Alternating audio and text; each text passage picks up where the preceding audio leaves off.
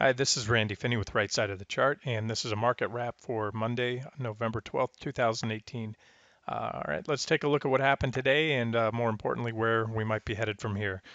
Just starting out, we'll do a very quick recap for those new to my analysis on the bigger picture here. This is a weekly chart, actually 6-day period, meaning every candlestick's 6 days instead of 5. But I want to go back. There's the trend line off the 2009 lows in SPY right here. Actually, let me show it to you on this board. There it is. Here's your bull market uptrend line, and this was recently broken. Followed that divergent high we had right here. Divergent highs on the weekly often lead to, once you have the sell signal, remember the divergence in itself is not a sell signal or a buy signal. If you have bullish divergence, it's merely an indication that a trend change is very likely, and much more often than not they do play out. But what you want to wait for is a sell signal. And that's what we had here. We had a break of that long-term trend line, breakdown back test, as well as that 40-week exponential moving average. Let's look at it over here as well. We can look at it on this board. There's another trend line we have here off the 2016 lows, very significant trend line. There's the long-term trend line there. The one off the 2016 lows, most major indices also come off the early 2016 lows, have a very well-defined trend line. So this one I had drawn a little bit differently for SPY.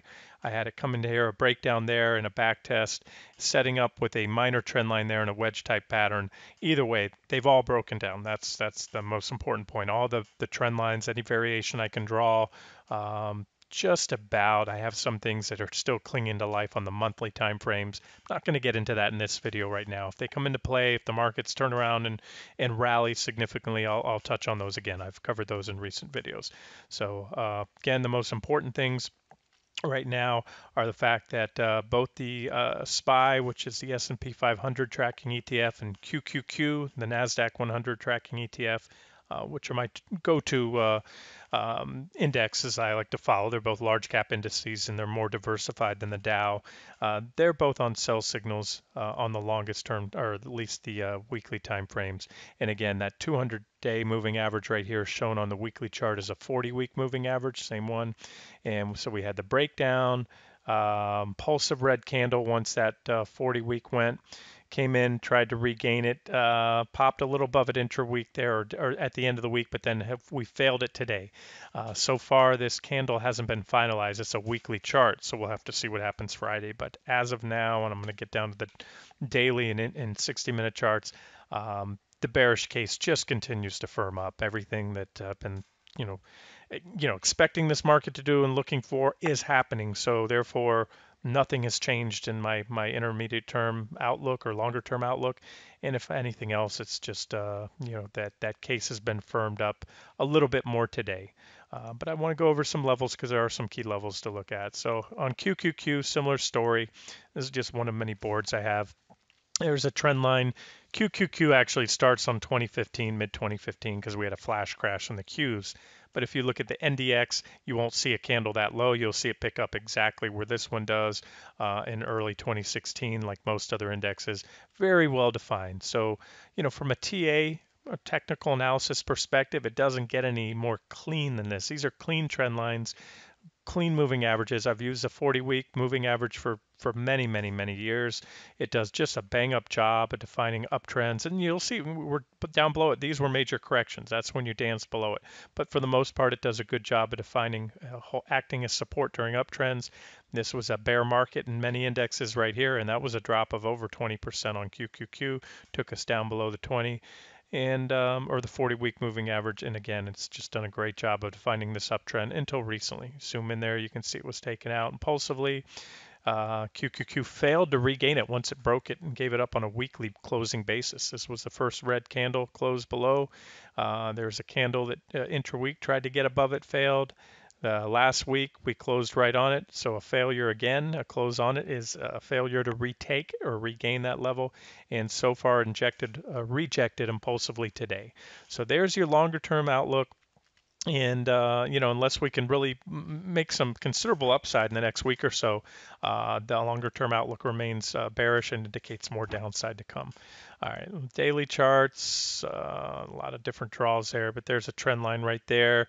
And the 200-day moving average you can see down below, that's actually worth mentioning here, because the 200-day, which is the same as that 40-week I showed you, we had taken it back last week, intra-week, but then we fell back down on it, closed the week on it. And this week we're well below that level. So that's another bad sign for the bulls. Undoubtedly, that rally last week charged up a lot of longs, sucked in some longs, probably blew out some more shorts that we're forced to cover. And as I mentioned, that's actually for the bearish case, if you are short, good check mark. Because when you clear out a lot of short interest, it paves the way for these quick moves down. You don't have the shorts covering today because most of them got blown out last week. So the markets just went down. Anytime it looked like we might catch a bounce, anytime where it would support, it just got sold into. So plain and simply right now, there's just more sellers in this market. The dip buying is not working. Dip buying works great until it doesn't. It sounds like a yogiism, but that's how it is. In an uptrend, dip buying works. You're a genius if you buy every dip, but once the market realizes it's not working, that's when that subset of people stop buying. Eventually, they're going to stop stepping in, and more so. And I'm going to get to this in a second. This is about the unwinding of the credit bubble. We've had credit bubbles and margin bubbles in the past, and I've pointed this out in recent months, and this is, I think, clearly what's going on now. So there's probably more downside to come. Before I move away from the daily charts, I just want to mention, as I did last week, when I look at SPY, let me give you a clean board. Okay, this board is cleanish. Let me get rid of some of these lines, which I had here. Trend line break right there. That was also tracked on the 60 minutes. So there was our sell signal. It was very clear at the time. Then we went down, had an impulsive move. This was a bear flag pattern. I'm going to delete the bear flag. And there's a measured move, which is the length of the flag pulled down, played out perfectly. And then we had a kickback rally. So, nothing goes down forever. We were oversold. The bear flag played out. And we had a kickback rally. And I just wanted to mention this again. I mentioned this last week as I was doing a video. What stood out to me was what looks like an inverse head and shoulders pattern. And the thing about inverse head and shoulders patterns, they're bottoming patterns. They do not come after a prolonged uptrend, especially not after a decade-long bull market, one of the longest bull markets in history. However, it's certainly shaping up that way, and I mentioned it last week by doing the video, and I'm sure more and more people will be talking about it because it looks so clean. Anything is possible. I've seen patterns that aren't typical. Again, this is a bottoming pattern, not a continuation pattern. Even as a continuation pattern, if that was a case, which it's not, but if it was, it should have come up here on top like this, and that would be a continuation pattern. So this is an inverse head and shoulders coming just relatively early on in what looks like a much bigger correction. Now look, anything can happen. Sometimes technical analysis, it becomes a self-fulfilling prophecy. If a lot of people are watching this and we start to move up here, number one, if we move up, it will have other significance to me more so than just a right shoulder forming, because I'm going to get to the 60-minute charts in a second, talk about what happened today. But if it does, we'll watch it. And if that's what happens, we have an impulsive move back up here. Volume patterns confirm. I didn't even bother trying to scrub it. That's an important criteria. I think too many traders, because these are easy to recognize patterns, jump all over head and shoulders and inverse head and shoulders patterns, but they don't scrub them for volume. There's certain volume criteria, such as the move off the head and the move off the right shoulder. But again, they'll say that for another session if this thing starts to materialize as such.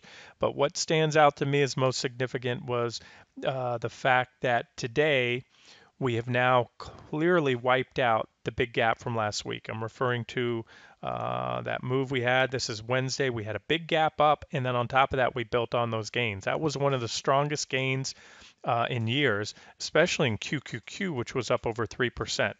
QQQ faded their gap on, made a full backfill and faded it on Friday. And just like SPY today, that gap has now been erased. So all this bullish action, which undoubtedly caused a lot of shorts to cover, which clears the way for a sharper move down when you clear out a lot of short interest, that is bearish. because now you don't have those shorts to cover, and you could see that today. We went down, down, down, limped down intraday. Plenty of times it looked like the market might try to catch a bid, and it didn't. The sellers overwhelmed it. So I'm going to talk on, well, I mentioned that, and I'll talk on the credit bubble here in a second. So I wanted to point that out. That's pretty bearish, a bearish candle back below the 200-day. So if you're short, just check marks across the board. And if you're long and you bought into that rally, I think there's more downside to come. I'm going to go over some levels to watch, and let's do that before we move on. Let's look at QQQ. Same story. You can see on QQQ, there's the gap right there, the big green candle, and immediately faded. This is textbook bear market action. This is not bull market action. You see something like that. Of course, it was a great shorting up. We were able to nail a short entry right there, right towards, a little bit off the highs on QQQ because it, for many reasons, cited on the trade. That's an official trade ID on the right side of the charts. I can't go over the targets, but I can just say there's plenty of downside left to those targets. My targets are hit on that trade. And so far after today, it looks obviously, better than it did yesterday and even on Wednesday when we took it. So there's still my primary scenario, which has us going down, my preferred scenario, coming down some more, and I won't give specific price targets, but coming somewhere and probably visit these lows from back earlier in the year, maybe put in a divergent low, and then look to position long if the charts confirm. 60-minute charts, there it is. We had this rising wedge pattern in QQQ. And the indexes, I'm sorry, the futures, the index futures, NQ, the NASDAQ E-minis, and ES, they showed it even better. We had clean bearish rising wedge patterns there. The futures showed us divergences that you couldn't pick up on the indexes. And so you had a couple sell signals on the futures. We ran right into resistance, which was an objective short. And then, of course, once we broke those trend lines, there's your other sell signal. So all in all, it's been nothing but bearish action since that rally on Wednesday. And again, we took out the gap. And today, this is what I was watching. I had a pretty significant level here on QQQ. You can see why that level's here. It's at 167.24. We have a reaction low back here. We have a big old gap right there. So the bottom of that gap is natural support or resistance. It was tested right here. We have reactions there. And you can see we fell there. And if you look at these are 60-minute candles. Look at these candles. It's amazing how technical analysis works, especially in a downtrend or an impulsive correction, I should say. That candle stopped right there. The next candle, we pierced it intra-period. Again, 60-minute candle means within that 60-minute session there or hour block, we went down, but then parked right on it. Tried to regain it here. We got back above support, but failed. The seller stepped in, took it back down, parked it on there. We went both above and below it, parked it right on there. Tried to get back above support again, shot down. So these are smackdowns. These are the dip buyers, the bulls getting smacked down as they try to defend support. Sellers stepped in, and at the end of the day, it couldn't hold that level. Tried again there, and then boom, closed down below it. So at the end of the day, we closed down below support. We lost support, tried to regain it throughout nearly the entire trading session, failed. So nothing bullish to write home about there. Quite bearish, unless the market can rally and take that back tomorrow. I will say this: we're not very far below it, but all the price action, just looking at that, the failed attempts, how the sellers are overwhelming the buyers here, it just reeks of distribution to me. And I'm going to talk on that in a second. We'll wrap this video up. Here's SPY, same story. SPY, just like the ESE mini futures had these well-defined uptrend lines. The SPY, or ES, I should say, also had negative divergence. The futures did, and also ran into, as I mentioned on the daily chart, a smack into resistance, which that exactly where that previous rally failed. That's where the sellers, like I said before, there's a lot of sellers have been lurking in the shadows, wanting to get out of their longs. I've always said this: the news will follow. If there's one guarantee I can give you in trading, I can guarantee nothing about your success, or how much, whether you'll make money trading, what trades will pan out. But the one guarantee I will give you is the news will follow the charts. Everything was as rosy as could be over here. Sure, there was all the talks of trade wars, but you go back for months. How long have we been hearing about trade wars and this and that? And uh, so what happened is the technicals finally triggered a technical breakdown. The long-standing divergences played out. So now the market or the media is assigning all those reasons to why we're going down. But the most important thing is the charts indicated that, and now as we go down, it will, if we continue to go down, it will start to dampen future economic expectations because consumer sentiment is roughly 70%, about two-thirds actually, about two-thirds, a little under, of GDP. And when the stock market goes down, consumer sentiment goes down as well. And so we'll see what happens here. There's your IHS pattern potential. So if the bulls want to, make something of that, they need to step in soon. There's a little downside here to that 270 level. 275 was the support level I was watching today. That was a pretty significant level. I believe I covered it in this morning's video. We went down through it. Two things. Number one, it was the gap, the bottom of the gap from last Wednesday. So that was taken out. So that gap has been filled and then some. And you can see if you zoom in closely, they tried to regain it. They broke it, came right up there, and that candle went to right up there, about 274.94. So, a couple pennies below there, and then failed. I don't see any support down here until about 270 now. So if 275 can get taken back, great. If not, you want to look to play that IHS scenario for nice symmetry. This tag was right here about 270, and again, this would be that IHS inverse head and shoulders pattern. I wouldn't personally, like I said, I'll watch it. If we happen to reverse hard off 270, start to come up here with high volume, put in a right shoulder, then that's certainly something worth watching. Whether or not it's because if it's an IHS pattern, inverse head and shoulders, we know that these two reaction highs are very important right now because that's where we failed both times and saw impulsive selling. So regardless of how we get up there, whether it's due to a right shoulder or not, that would be a level to watch if we get there, and it may call the the near-term bearish scenario or outlook into question. Unless that happens, I'm looking at more downside here. Let's see how this 270 holds. I think if we get below 270, it gets pretty thin. That will be, I don't call it the last ditch support because technically speaking, you look at previous reaction highs.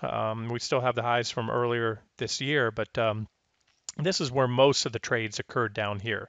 But if we smash through or go through 270, you're probably going to see the stops just get hit on longs. You're going to see more unwinding of the the institutions unwinding their and individuals unwinding portfolios, whether they're getting margin calls or in the case of a mutual fund that's not trading on margin, or an ETF for that matter.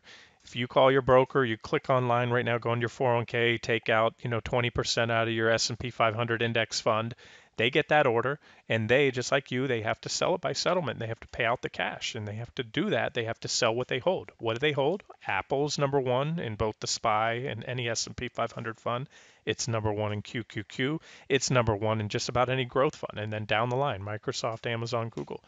So that's what's happening here. It's just an unwinding of an overcrowded trade, and in which case selling begets more selling. The more we go down, the more margin calls are hit, the more investors panic, they pull money out, the funds then have to sell, and it's a vicious cycle until the selling reaches a point where there's an equilibrium and the charts are set up, and then we'll have a nice bounce to trade. Okay, and to conclude this video, I'll just touch on something. I've shared this in the past. I shared it back in October. Shared it even a few months before that. This is the margin bubble, the latest bubble. We have a credit bubble in the economy, in the world really, all around. All the global central banks with the free money policy, the low cheap money, has created a credit bubble just like we had back in 2007 when everything popped, and similar to the one we had back here. So here's your dot-com bubble, and what we're looking at here is margin debt. The red line is margin debt. That's you borrow money from your broker, when the market's going up, Hey, why not? Margin debt's cheap, especially during periods of very low interest rate. You can borrow money, and if you have 100 grand to put in Apple and Amazon and Alphabet and all that, why not juice it up? Your broker will let you buy 400,000 or more, a lot more than that if you're trading futures and other leverage instruments. So, and it's just the natural cycle things. So your margin debt goes up, it peaks, and then when that bubble unwinds, the market starts going down. Everything I just said before, selling begets more selling as investors and professional institutions, hedge funds and whatnot that are trading on margin, they have to unwind. They get redemptions and it leads to further selling. So is that where we're at? I think there's a good chance, but we'll see. The market still has some more work to do to say definitively that a new bear market's underway. I mean, we can't say definitively until we've hit that 20% threshold. But I just showed you some things on the chart. There's not, in my opinion, not a lot more downside. If we drop another 1, 2, 3% from here, we'll probably kick in that waterfall selling like we saw earlier back in October. Today, we really haven't seen true waterfall selling yet. It's been some pretty impulsive down days, but so there it is. And again, this was a chart back in October. But there's the market. You can see margin debt at crazy all-time highs. Makes sense. Over time, there is more credit in the system, more money in the system. So you're going to see each margin, usually each margin bubble will be higher than the previous ones. But that's it. And remember, recessions follow. The stock market always has and always will top well in advance of the recession. So part of my thesis has been that we're going to go down that the next recession will be caused, everything a few months, just a month, 2 months ago, I couldn't find a bear out there. And even if there was a bearish pundit talking about a recession or a bear market, they said, "Oh yeah, it's coming, but it's not. It's not in the near future. It's going to be at least a year or so away." And for that simple fact, that's where I thought that we were probably a good chance we were at a top, because I think this stock market top. If everyone wants to assign a cause to this, and I've talked about this before, I think this time stock prices will just collapse. The weight of the stock market will just collapse on itself. It's that whole indexing bubble. Too much money in Apple, Amazon, Microsoft, Facebook all coming out. And what will happen is selling begets more selling. As I said, this bubble will be unwound. And what will happen is then consumer sentiment will drop as the stock market starts to drop once we hit that bear market 20% threshold, and that's all over the papers. Yeah, sure, we'll get a bear market rally in there, and then when we go down again, it's just like here. It goes down, and then it starts to really build on itself. Now, I've said this many times. I do not see a 2007 to 2009 type meltdown.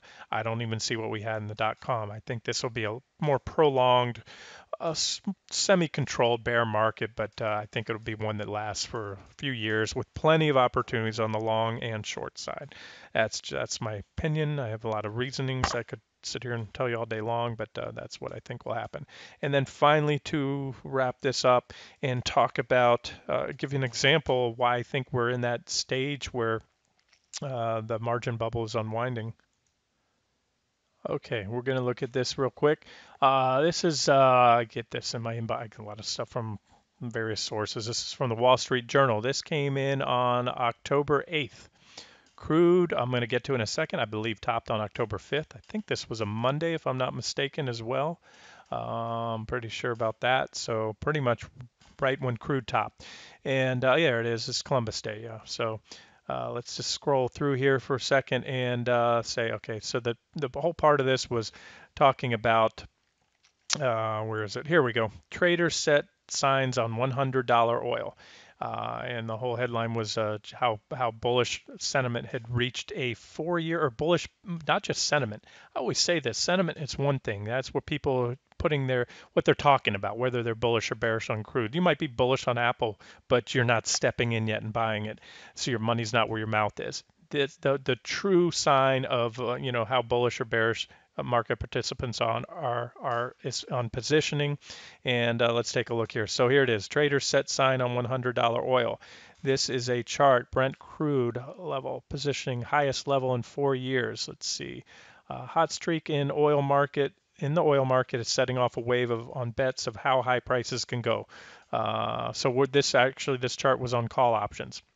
So it goes on to say about trading oil options, contracts that give you the right but not the obligation to buy or sell oil. Now, keep in mind, you don't have the obligation, but when people are loading up on calls, the commercials, the ones, the smart money, or well, supposed to be smart money, selling that, they're taking the other side. They're hedging those bets.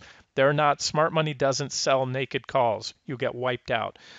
So what happens is essentially a call, when calls surge, it's like a long bet. And just go with that. Trust me on that. If calls are at an extreme level, then that's pretty much a heavy long-sided interest in crude oil. So here it is. The number of bullish contracts that pay out if Brent crude surpasses 100 a barrel by January 2019 by 19% from its current level has more than doubled since the beginning of September. And you go on, and it talks about how just the bullish sentiment in the calls were going through the roof, big bets being placed on oil companies and everything else. So again, that was October 8th.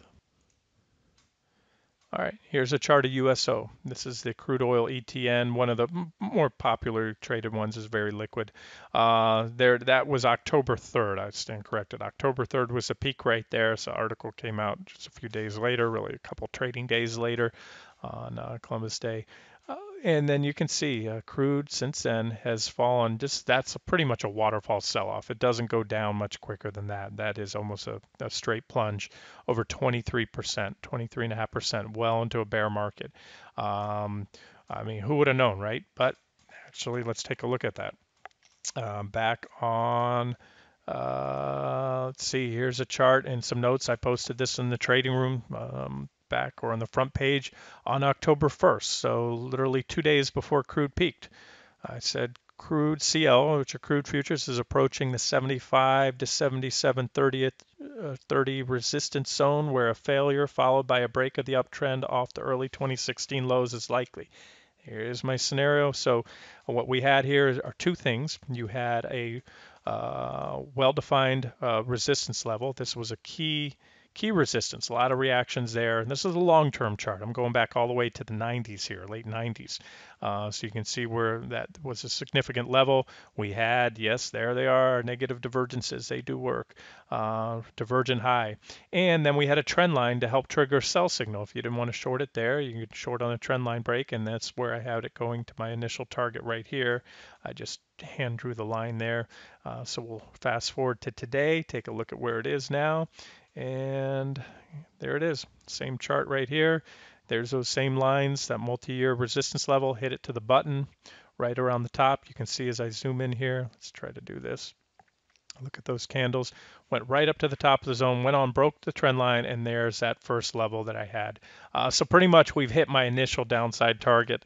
There's probably a little bit more, but again, it was priced into the charts. And now where am I going with this? Go back to what I was just talking about, where you had extreme bullish positioning. Those positions are being unwound. That is what happens at the top of both a bull market when bullishness is excessive. I mean, honestly, who wants to buy crude after such an extended run up when it's so overbought? Just because it's gone up from 25 to 50, then they start thinking it's going to go to 100. It just doesn't make sense. And again, it's priced into the charts. Crude could have gone to 100 and still could go to 100, but it's not going to do so when it's this overbought and it runs into a resistance level without consolidating first. Here's where I'd be interested if I wanted to trade crude up to 100. If it runs up to a level like this, has a correction, consolidates for a while, works off the overbought condition, works off excess bullish sentiment, and then goes on to break out above that level. And certainly then at that point, in fact, if and when that happens, I think it's going to 110. I think it'll go right by 100. I don't even see much resistance at 100. It's a round number people like to use.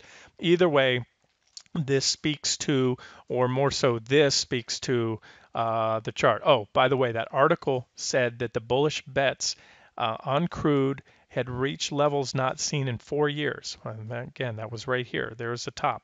Which one I'm going to do here? I'm going to grab put my crosshairs right under that point. Try to grab it there, close enough, right about here. There it is. I'm going to move to the left. If you look at the pop-up box, you can see the time period down on the bottom. There's 4.5. There's 4 years right there. So give or take, they said almost 4 years.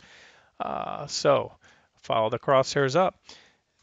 So this recent extreme bullish positioning in crude on crude calls hasn't been seen since right here. So it goes to show you this is a contrary indicator. When everybody's bullish, and this holds true with Apple and Alphabet and Amazon, and they all you hear are reasons why those companies are not overvalued while they'll continue to grow. It's not about their fundamentals anymore. When the last bull has bought their last share of stock, that's when it goes down because there's no one left to buy. And when you have those extreme lopsided one-sided trades, this is what you get afterwards. And this is what you get. So where I'm going with this video is about the U.S. stock market. That's same thing. Again, if excessive bullish sentiment, credit bubble, margin bubble. We'll see where we go. I'm just right now looking at the near-term charts and the daily charts, trying to gauge where we go tomorrow and next week. But please don't forget the longer-term picture when you really zoom back out and you go to a monthly chart. Just how far, if a new bear market is upon us, do not underestimate how far stocks can fall and how oversold. If you think the market is oversold today, wait another week if we get that waterfall sell-off, because as I often say, oversold becomes a lot more oversold. And from the longer term perspectives, we're not even close to oversold. In fact, the longest term trends are still bullish right now, so there's a lot of work to be done. But even on the daily time frame, the RSI is way up here. We're not close to oversold at all. So there it is. So potential is still in the charts for a swift drop. Bulls have it. If they want, they can step in here. They have down to, in my opinion, down to about 270, maybe a little bit below, to really try to save this thing and ramp it up by the end of the week or the end of the month. But once they go much below there, SPY cracks 270 with conviction, and QQQ cracks. QQQ doesn't have much more downside to go really before it really starts to get ugly, in my opinion. Much below today's lows. They backfilled this gap right here. I probably should have mentioned that. So that's about it. So minimal downside. Qs need to reverse soon. SPY needs to reverse soon. Otherwise, we get another leg down, I think. All right, we'll wrap it up here. Long video, but hopefully you guys find that useful. This has been Randy Finney with Right Side of the Chart. Have a great day.